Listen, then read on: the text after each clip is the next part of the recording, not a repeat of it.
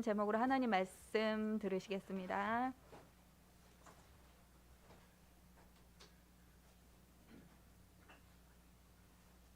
마이크가 안 나오는 것 같은데요? 나오나요? 한쪽만 나오는 것 같은데? 이쪽은 안 나오네요? 네, 한쪽만 나오네요. 그동안 주 안에서 평안하셨습니까? 우리 할렐루야로 인사 나누겠습니다. 할렐루야, 할렐루야. 우리 옆에 계신 형제자매님들 구정이잖아요. 이렇게 인사했으면 좋겠습니다. 올 한 해도 주 안에서 행복하세요. 시작. 예. 주님 안에서 행복한 또 한 해가 되기를 주님 이름으로 축원드립니다.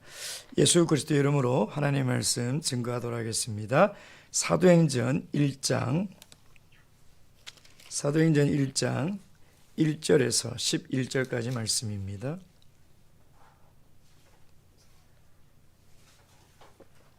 사도행전 1장 1절에서 11절까지 말씀, 오늘 우리에게 주신 이 계시 말씀을 통하여 새도 주시는 하나님의 말씀과 은혜를 깨달을 수 있도록 우리에게 주신 말씀으로 믿고 이 말씀 저와 함께 교도하겠습니다. 제가 먼저 읽겠습니다.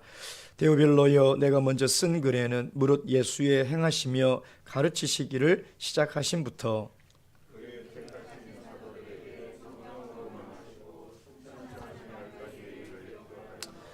해받으신 후에 또한 저희에게 확실한 많은 증거로 친히 사심을 나타내사 40일 동안 저희에게 보이시며 하나님 나라의 일을 말씀하시니라.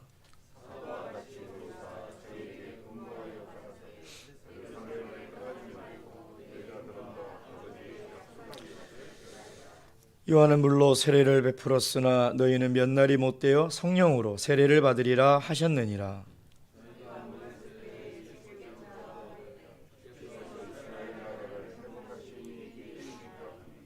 가라사대 때와 기한은 아버지께서 자기의 고난에 두셨으니 너희의 알 바 아니요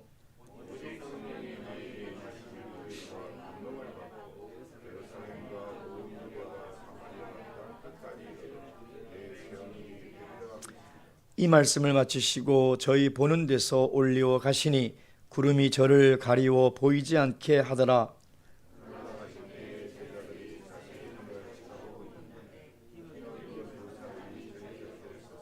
다 함께 읽겠습니다. 시작. 가로되 갈릴리 사람들아, 어찌하여 서서 하늘을 쳐다보느냐. 너희 가운데서 하늘로 올리우신 이 예수는 하늘로 가심을 본 그대로 오시리라 하였느니라. 아멘. 저는 신학을 대만에서 이렇게 하게 되었습니다. 3년 동안 대만에서 신학을 하면서 하나님의 말씀을 배우는 것도 참 귀중한 기회였지만 대만에 계신 목자님들과 또 집사님들 또 성도들을 이렇게 함께 알아가고 교제하는 것은 저에게 큰 참 좋은 경험이요 하나님의 은혜였습니다. 그 당시 대만 신학원에는요 종교 신학 과정뿐만 아니라 종교 교육 과정이라는 게 있었어요. 그러니까 똑같이 신학생들과 교육과 훈련을 받지만 이들은 목회자가 되는 것이 아니라 각 교회의 교사가 되기 위해서 종교교육 책임자가 되기 위해서 신학을 하는 거죠. 그 3년을 저희들과 똑같은 수업을 받는 모습을 봤습니다.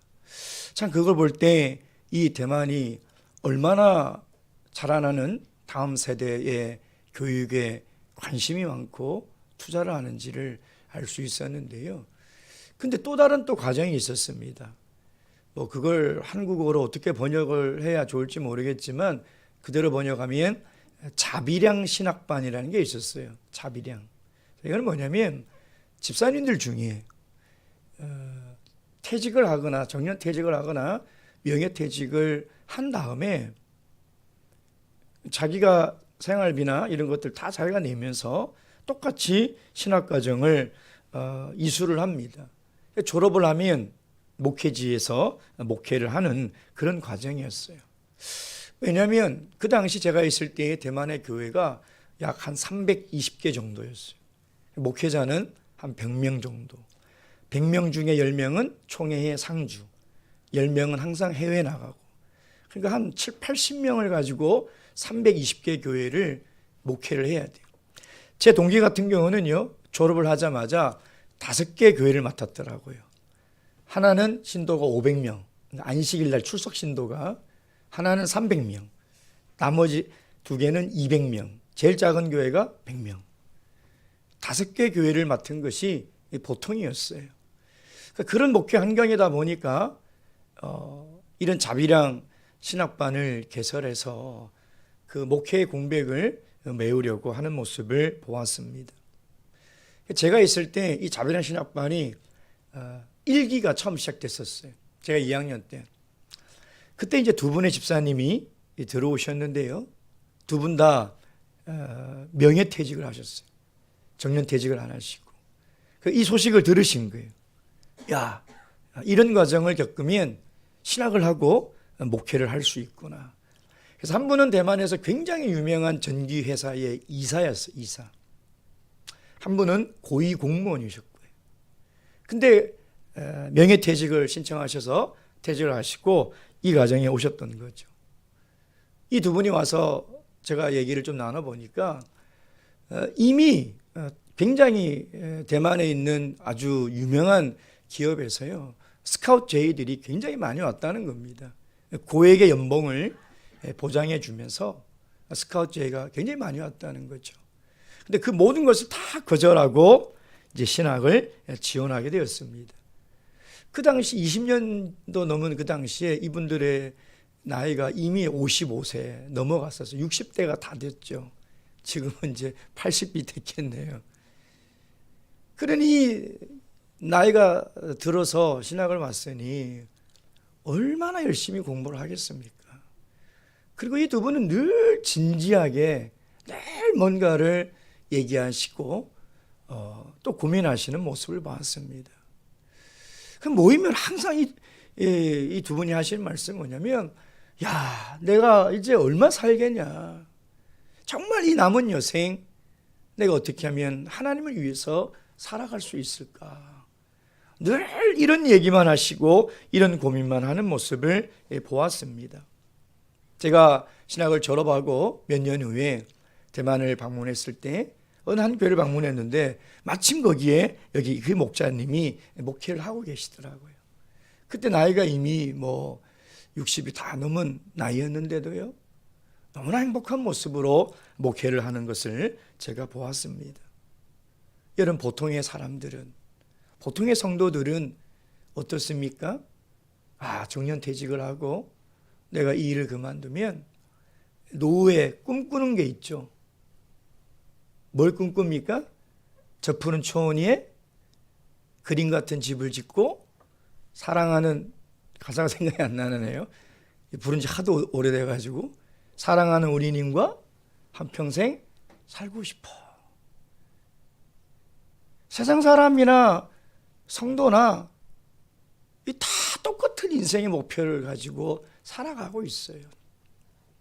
제가 어느 한 교회에 갔는데 그래도 집사님 가정이에요. 그 집사님 퇴임하시면 계획이 있으십니까? 자기 아주 경치 좋은 곳에 땅을 사서 전원주택 지어놓고 그리고 부부와 오손도손 사는 것이 꿈입니다 그러더라고요. 제가 동의가 안 되더라고요. 거기는 교회도 없고요. 어떻게 그걸 꿈이라고 이야기를 할 수 있으며 그걸 어떻게 꿈이라고 그걸 위해서 살아갈 수 있을까? 참 속에서 눈물이 나더라고요. 야, 우리 한국에 있는 집사님들의 수준이 이것밖에 안 되나? 우리 한국에 있는 성직자들의 꿈이 세상 사람들의 꿈과 다를 게 이렇게 없단 말인가? 라는 참 슬픈 생각이 들었습니다. 근데 도대체 제가 20년 전 만났던 이 두 분은 도대체 무엇 때문에 이렇게 좋은 이 인생의 노후를 책임질 수 있는 것을 다 마다하고 이렇게 헌신했을까? 이 두 분과 한 1년 6개월 생활하면서 유심히 찾아봤어요. 그랬더니 그 답을 발견하게 됐습니다. 그 뭐냐면 이 두 분의 마음속에는 하나님의 나라라는 비전이 있어요. 하나님의 나라. 하나님의 나라에 대한 관심과 하나님의 나라에 대한 그 비전이 그 꿈으로 가득 차 있다는 것입니다. 여러분, 하나님의 나라에 관심을 가지면요, 한 사람의 인생의 방향을 바꿉니다. 하나님 나라에 대한 꿈이 생기면 그 사람의 꿈도 바뀌는 거예요. 왜 우리가 세상 사람들처럼 그렇게 똑같은 것을 꿈이라고 생각하면서 그렇게 살아갈까요? 하나님의 나라에 대한 관심이 없기 때문인 거예요. 하나님의 나라에 대한 비전이 우리 마음속에 없기 때문인 것이죠. 여러분, 하나님께서 무엇을 기뻐하시겠습니까? 여러분 인생 노후에 그림 같은 집을 지어놓고 편안하게 여생을 누리며 즐기며 살아가는 꿈을 가지고 있을 때 하나님께서 그 꿈을 기특하다고, 참나 대단하다고 칭찬하시겠습니까? 아마 눈물을 흘리실 겁니다. 너무 안타까워서 하나님의 마음이 찢어질 거라는 것이죠. 대만에서 만났던 이 두 분의 이 집사님은요, 대만에 물론 우리 한국에 있는 집사님들도 참 다들 훌륭하십니다.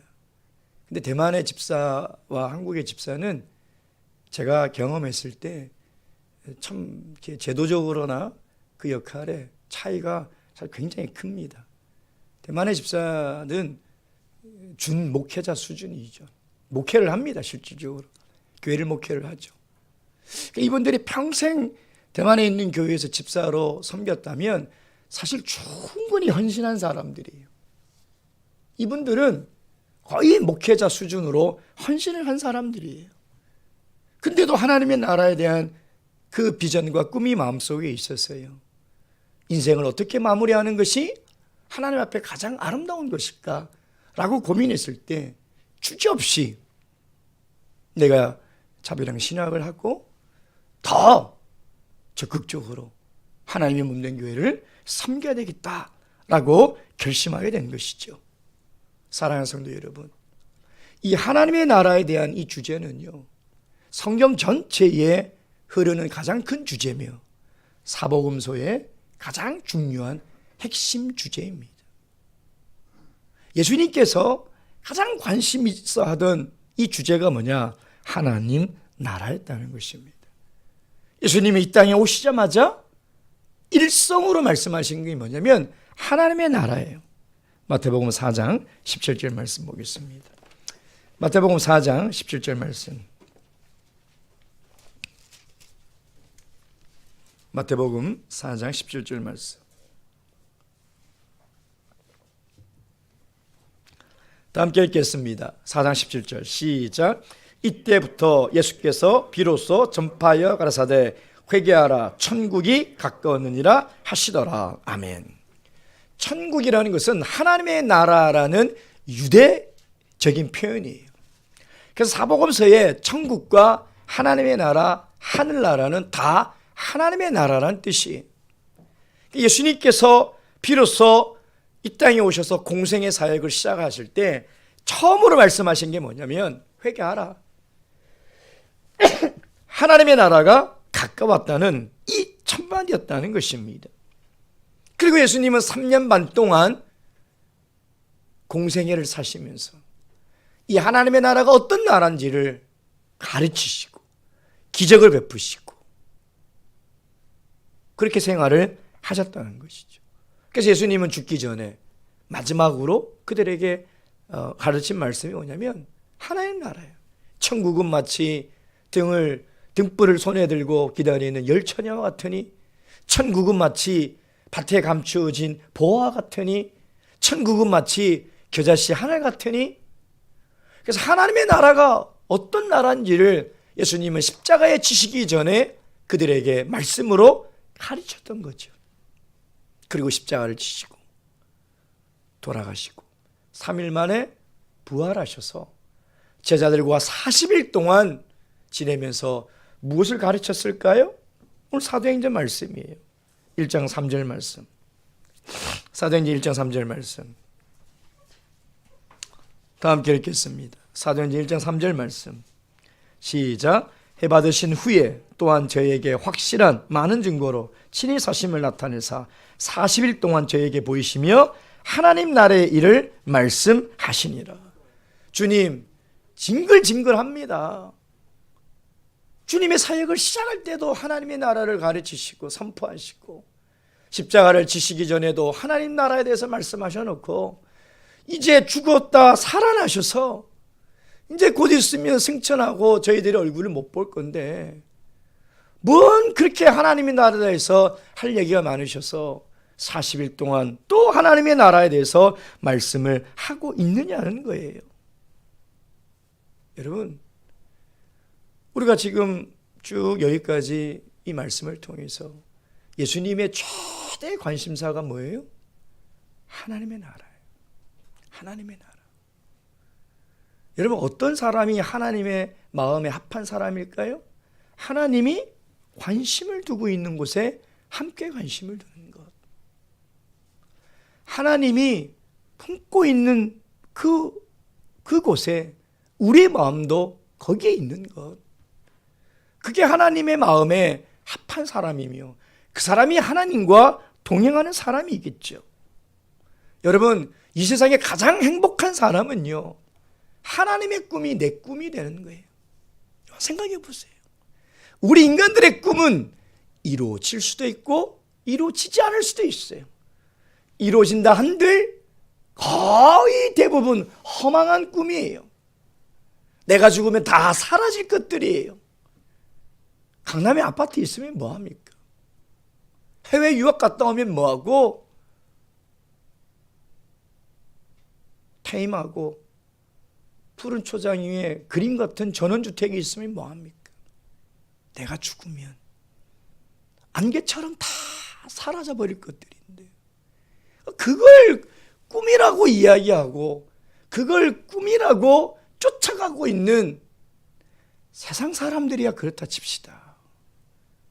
어떻게 하나님의 백성들이 그걸 꿈이라고 이야기할 수 있냐 이 말이에요. 부끄럽지 않냐 이 말이에요. 어떻게 그것을 꿈이라고 생각하며 살아갈 수 있냐 이 말이에요. 근데 하나님의 꿈은요, 우리가 죽어도 이 세상이 다 사라져도 천지가 없어져도 하나님의 꿈은 이루어지는 거예요. 그러니 우리가 그 하나님의 꿈에 동참하고 그 하나님의 꿈이 내 꿈이 되어서 살아간다는 생각을 해보세요. 가슴이 벅차지 않습니까? 제가 대만에서 봤던 두 분의 집사님의 삶이 그랬다는 거예요. 늘 그들은 가슴이 벅차 있었어요. 늘 그들은 하나님 나라에 관심을 가지고 하나님 나라를 위해서 어떻게 하면 살아갈 수 있을까? 그렇게 살아가고 있다는 거죠. 근데 왜 우리는 그게 안 되냐 이 말이에요. 왜 그럴까요? 우리 6절 말씀 보겠습니다. 사도행전 1장 6절. 사도행전 1장 6절. 시작. 저희가 모였을 때에 예수께 묻자와 가로되 주께서 이스라엘 나라를 회복하심이 이때이니까 하니, 무슨 얘기예요? 현실적인 나라에만 관심을 가지고 있는 거예요.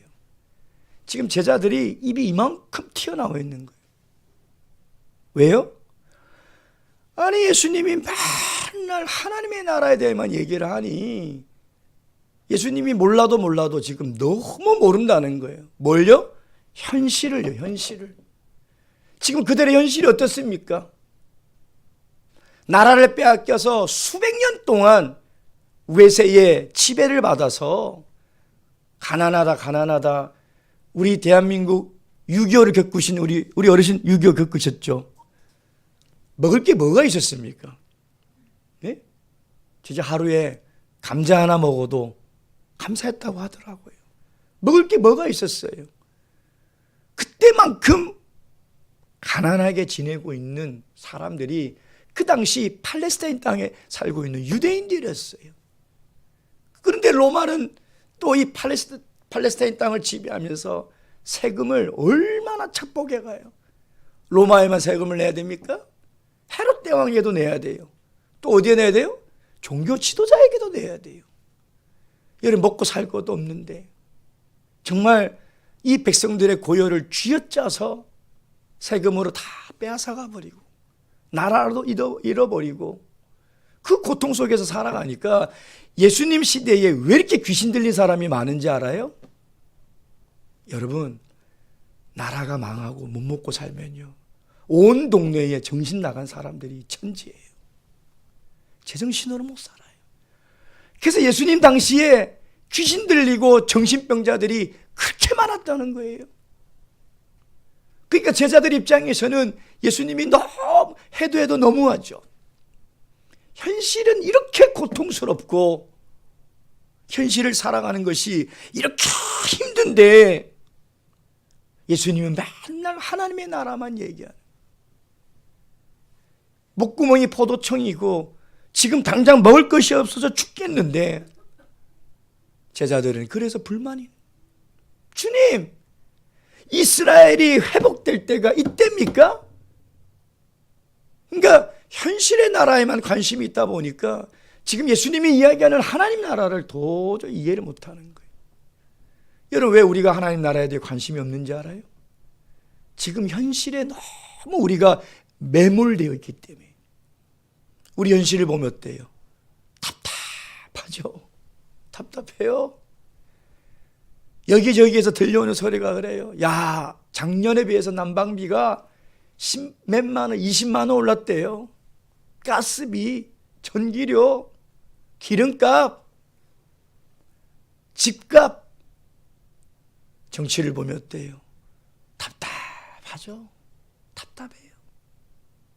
세계 정세를 보면, 현실을 보면 답답합니다. 우리가 처해 있는 환경을 보면요, 너무 답답해서 하나님 나라에 관심을 둘 수 있는 여유가 없다는 거예요. 예전에 제가 목회할 때 어떤 한 청년이 그런 얘기를 하더라고요. 안식일 저녁에 성경을 다 끝내놓고 식사를 하는데 얼굴을 딱 보니까 뭐가 불만이 가득한 얼굴이에요. 얼굴만 봐도 알잖아요. 입이 이만큼 튀어나와 있더라고요. 모른 척 하다가 밥을 다 먹고 나서, 너 무슨 안 좋은 일 있냐? 목자님은 맨날 성경 공부해라, 말씀 읽어라, 기도해라. 저는 지금 자격증을 못 따가지고 그것 때문에 스트레스를 받고 졸업을 해도 갈 데가 없어서 진짜 먹고 살 걱정 때문에 스트레스가 이만저만이 아닌데, 목자님은 세상을 몰라도 왜 이렇게 모르냐고. 맨날 말씀 읽어라, 기도해라, 예배 빠지 마라, 그런 얘기만 하고 있다고. 입이 이만큼 튀어나와 있더라. 제가 세상을 몰라도 너무 모른대요. 여러분, 제가요, 하루에 뉴스를 보고 검색하는데 매일 2시간을 투자한 사람입니다. 정치, 경제, 사회, 문화, 제가 다 스크랩하고요. 세상을 모르긴 뭘 모르겠습니까? 꼼꼼하게 다 챙겨보고 세상이 어떻게 돌아가는지, 세계가 어떻게 돌아가는지, 미래가 어떻게 될 건지 늘 관심을 가지고 살아가고 있어요. 왜 모르겠습니까? 근데 그게 중요한 게 아니에요. 거기에 우리가 매몰돼 버리면 하나님의 나라에 대한 관심을 가질 수가 없어요. 현실은 힘들죠. 취업도 해야 되고, 돈도 벌어야 되고, 또 노후 대비도 해야 되고. 이 세상에 참, 지금 먹고 살기도 힘든데 노후 대비도 해야 되고, 얼마나 힘들어요. 지금 제자들이 그런 거예요. 제자들이. 그러면 여러분, 예수님께 한번 물어보세요. 예수님, 맨날 하나님의 나라가 어떻고 하나님 나라면 얘기만 합니까? 예수님이 가난한 사람들의 마음을 몰라서 그럴까요? 예수님이 지금 병든 사람들의 마음을 몰라서 그럴까요? 예수님이 나라를 빼앗기고 살아가는 이 유대 땅의 유대인들의 심정을 몰라서 그럴까요? 압니다. 다 알아요. 그럼에도 불구하고 우리 예수님의 관심은 이 현실의 나라와 현실의 땅에 있는 것이 아니라 하나님의 나라에 있다는 거예요. 왜? 그것이 우리 삶의 본질이며 우리 삶의 가장 중요한 관심사이기 때문에 그런 것이에요. 예수님이 우리의 힘든 삶을 외면하는 것이 아니에요. 예수님께서 지금 우리 세상이 어떻게 돌아가는지 무관심해서 그렇다는 것이 아니라는 거예요. 그보다 더 중요한 것이 바로 하나님의 나라의 일이라는 것입니다. 여러분의 관심을 어디에 두고 살아가고 계십니까? 여러분의 마음에는 어떤 나라가 가득 차 있습니까? 하나님의 나라가 가득 차 있는 사람은 그 사람의 말을 들어보면 알아요. 그 사람은 늘 하나님의 나라에 대한 이야기예요. 세상의 현실이 어떻든 간에, 세상의 현실이 막막하고 답답하든 간에 그것으로 스트레스 받지 않아요. 그것으로 힘들어하지 않아요.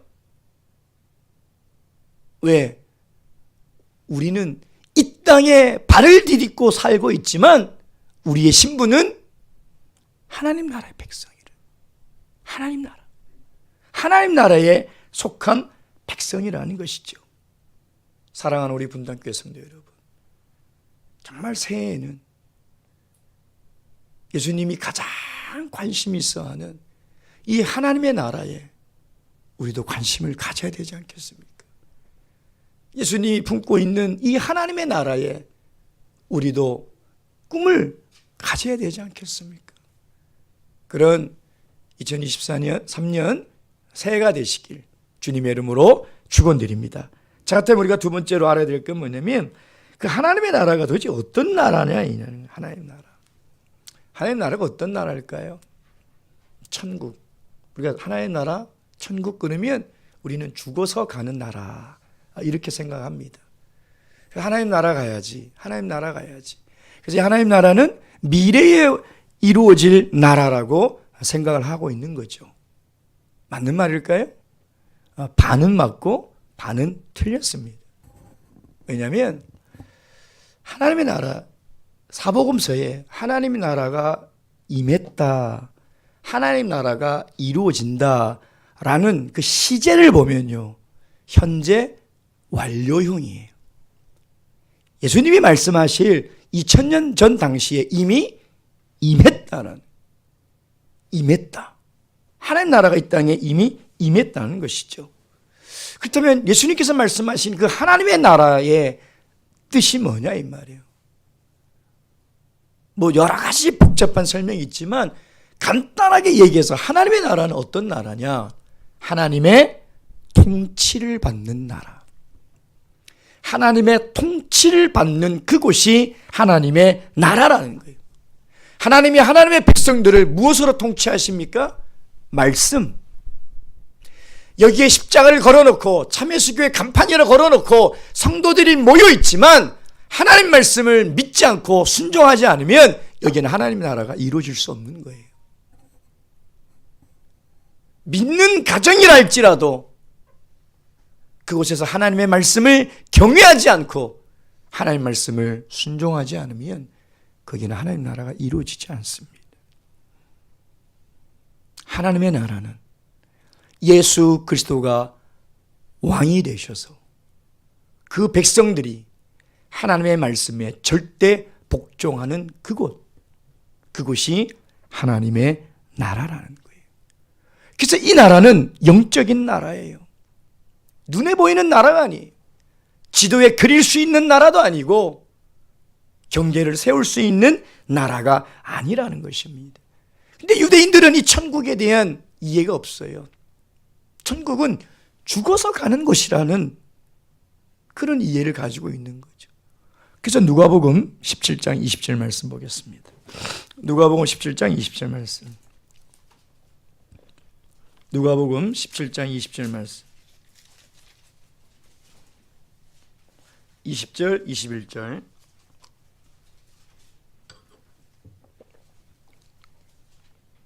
다 함께 읽겠습니다. 시작.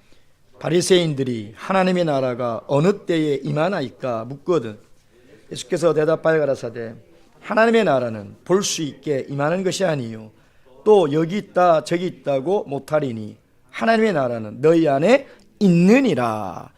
지금 바리새인들이 지금 이 시간에 있는 여러분들처럼 하나님 나라가 궁금해서 아이고 예수님 하나님 나라는 어떻게 임합니까? 이렇게 물어봤을까요? 아니요. 예수님이 지금 테스트하는 거예요. 예수님을 시험하려고 하는 거예요. 하나님 나라가 도대체 어떻게 임하냐라고 지금 시험하며 물어보고 있는 거죠. 그때 예수님께서 뭐래요? 눈에 보이는 것으로 임하는 것이 아니다. 하나님 나라는 너희 속에 있다. 너희 마음에 있다는 것입니다. 하나님 나라는 영적으로 임하는 나라예요. 예. 눈에 보이질 않아요. 눈에 보이질 않는데 하나님의 통치를 받는 사람들이 살아가는 거죠. 여러분, 그래서 구약은요, 우리가 구약 성경을 읽을 때 구약에서 이야기하는 큰 주제 중에 하나가 뭐냐면 하나님의 나라와 세상 나라를 자꾸 비교하는 거예요. 이스라엘과 블레셋, 이스라엘과 애굽, 이스라엘과 아수르, 바벨론, 계속 세상 나라들과 비교를 하는 거죠. 왜? 가치관이 달라요. 하나님의 나라와 세상 나라의 가치관이 다르다는 거예요. 이 나라를 운영하는 방법도 다르고요, 법도 다르고, 특징도 다르고, 지향하는 목표도 다 다르다는 것입니다. 여러분, 그래서 눈에 보이지 않는 이 하나님의 나라가 추구하는 것이 무엇인지를 알아야 돼요. 하나님의 백성으로서 하나님의 나라의 특징이 뭔지를 우리가 잘 알아야 된다는 거죠. 그래서 그 특징이 뭐가 있느냐? 하나님의 나라는요, 범세계적인 특징을 가지고 있어요. 1장 8절, 사도행전 1장 8절 말씀. 사도행전 1장 8절 말씀. 지금 예수님께서 하나님 나라에 대해서 계속 설명을 하고 있는 거예요. 왜? 사도행전 1장의 주제는 하나님의 나라예요. 그걸 지금 설명하고 있는 거예요. 8절 너무나 잘 아는 말씀이죠. 다 함께 읽겠습니다. 시작. 오직 성령이 너희에게 임하시면 너희가 권능을 받고 예루살렘과 온 유대와 사마리아와 땅끝까지 이르러 내 증인이 되리라 하시니라. 여러분, 1장 8절은 사도행전의 약속인과 동시에 명령이에요. 증인이 되어서 살아가면 땅끝까지 하나님 나라가 성령을 통해서 이루어질 것이라는 거죠.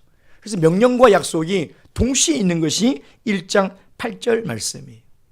이 말은 뭐냐면 하나님의 나라는 이 이스라엘 백성의 선민들만 살고 있는 이 팔레스타인 땅에 국한된 게 아니라는 거죠. 예루살렘에서 어디까지? 땅끝까지. 모든 인종과 민족을 초월해서 하나님 나라는 범세계적인 나라라는 거예요. 이 나라는 국경도 없어요. 차별도 없고요. 인종도 없다는 거예요. 모든 백성들이 복음을 받아들이면 다 하나님 나라의 백성이 된다는 거죠. 그것을 요한계시록에 가면 보여주고 있어요. 요한계시록 7장에 보면 모든 족속과 방언에서 모든 족속 사람들이 다 종려나무 가지를 들고 나와서 예수 그리스도를 만왕의 왕이라고 찬양하는 그 모습이 요한계시록 7장에 나와 있는 거죠. 앞으로 이 하나님의 나라는 그렇게 이루어질 거라는 것을 우리에게 보여주고 있는 거예요. 또한 하나님 나라의 특징이 뭐가 있습니까? 점진적으로 확장이 된다는 거예요. 성령이 임하면 예루살렘에 유대와 사마리아와 땅끝까지 이렇게 점진적으로 천천히 한 번에 확 이루어지고 완성되는 것이 아니라 하나님 나라가 딱 시작이 돼서 아주 점진적으로 완성을 향해서 가고 있다는 거죠. 언제 시작됐습니까? 사도행전 2장 오순절 성령으로 말미암아 하나님 나라가 시작이 된 거죠. 그래서 이 성령이 점진적으로 지금 땅끝까지 확장되어 가고 있는 것이죠. 그래서 하나님 나라를 확장하는 가장 중심에 있는 기관이 바로 교회라는 거예요. 교회. 사도행전이 우리에게 이야기하는 것이 그거예요. 하나님 나라를 이루는 전초기지, 하나님의 나라를 이루어가는 이 땅의 가장 중요한 공동체가 바로 교회라는 것을 우리에게 이야기를 하고 있는 거죠. 언제 완성될까요? 사도행전 1장 11절 말씀 보세요. 11절. 너희 가운데서 하늘로 올리우신 이 예수는 하늘로 가심을 본 그대로 오시리라. 재림하시는 날. 2000년 전 그 예루살렘 마가의 다락방에 내렸던 그 성령으로 하나님의 나라가 시작이 되어서 이제 예수 그리스도께서 갈릴리 사람들이 공중으로 올라가는 예수 그리스도를 본 그대로 그 모습으로 내려오는 그날 하나님의 나라는 완성이 될 거예요. 그것이 요한계시록 21장에 있는 새 예루살렘, 새 하늘과 새 땅의 완성이라는 것이죠. 그래서 예수님은 부활하신 후 40일 동안 제자들에게 야, 전도해라. 열심히 전도하고 복음 증거하고 성경 공부해라. 기도해라. 그러지 않았던 거예요. 하나님 나라에 대해서 계속 이야기를 하는 거죠. 생텍 쥐베리의 어린 왕자라는 책에 보면 이런 글귀가 있습니다. 누군가가 배를 만들고 싶어 한다면 그 사람에게 배를 만드는 법을 가르쳐 주지 마라. 바다에 대한 동경을 심어주어라. 여러분, 바다에 대한 동경의 마음이 생기면요, 이 사람은 무슨 짓을 해서라도 배를 만듭니다. 근데 바다에 대한 동경이 없으면요, 배를 만드는 법을 가르쳐 줘도요, 만들다 힘들면 포기해버리고요, 만들다 어려워 보면 안 해버립니다. 왜 예수님께서 지금 제자들에게 부활하시고 40일 동안 승천하기 전에 전도해라, 교회는 어떻게 운영해라 이렇게 말씀 안 하시고 계속 하나님의 나라에 대해서만 말씀하셨을까요? 제자들의 마음속에 하나님의 나라가 동경되어져야 돼요. 하나님의 나라가 품어져야 돼요. 그래야 그들이 목숨을 걸고라서도 땅끝까지 복음을 전하는 증인으로 살아갈 수 있는 거예요. 하나님 나라의 마음이 없으면 전도하다 힘들면 안 합니다. 어려우면 안 합니다. 위험하면 안 해버려요. 우리가 신앙생활 할 때 열심을 낼 수는 있어요. 근데 그 열심이 하나님의 나라에 대한 꿈이 있는 열심이 돼야 돼요. 하나님의 나라가 내 마음에 가득한 열심이 돼야 돼요. 그 사람은 절대 좌절하지 않습니다. 교회를 섬기다 보면요, 그만두고 싶을 때가 한두 번이 아니에요. 전도하다 보면요, 포기하고 싶을 때가 한두 번이 아니에요. 그러나 하나님의 나라에 꿈이 있는 사람은 포기하지 않아요. 하나님 나라에 목표가 있는 사람은 아무리 힘들어도 그걸 멈출 수가 없다는 것이죠. 사랑하는 우리 분당교회 성도 여러분, 올 한 해 우리가 전도도 해야 합니다. 또 교회도 섬겨야 됩니다. 그러나 무엇보다도 더 중요한 것은 하나님의 나라에 대한 동경이에요. 하나님 나라의 꿈을 여러분이 가진다면 올 한 해 우리 분당교회가 하나님께서 더욱 기뻐하는 교회로 성장하지 않겠습니까?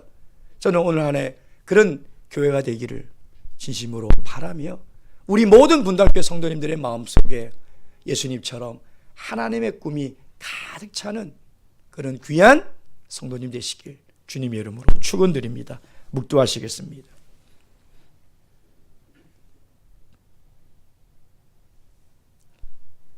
할렐루야. 아멘.